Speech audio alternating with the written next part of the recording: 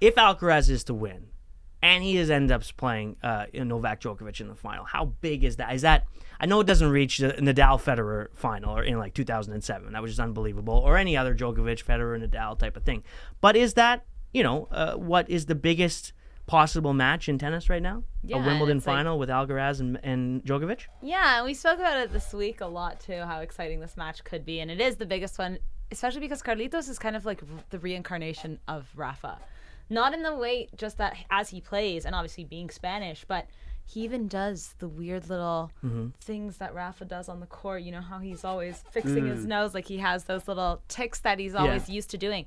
There's videos of Carlos doing the same thing. And it's just so bizarre because you get those glimpses of like Rafa in him in so many ways. And yeah, like I mentioned, it's the next generation coming through. And obviously Djokovic still has a couple good years left, but players like Carlitos, Rune, Sinner, they are kind of that next generation coming. So it is exciting to see. And it is the biggest match right now. I mean, like, listen, for all these other guys that are playing, I'm excited for them. And if they go through, it's great. But I want Carlos and Djokovic, especially because we saw it at Roland Garros.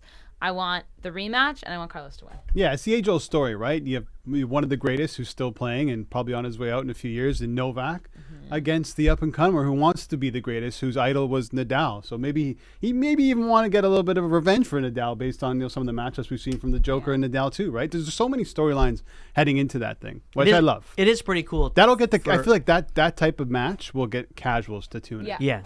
Which means it'll transcend. It's cool to see Djokovic like trying to stiff arm these kids coming after him. Right? You know what I mean? Like keeping them away, and he's saying even on center court, like go ahead, give it a try, and take. I love that. Whereas Nadal and Federer, they were all three of those guys were just trying to kill each other the whole time. This is him kind of like he's the last man standing of that group, and he's like, this little dynasty that we've had, I'm going to hold it as long as possible of the big three. The thing is, he's still so dominant when he plays everyone. The only player that has given him a run for his money is Carlos, though. Whenever Djokovic plays anyone else, they don't stand a chance. Yeah.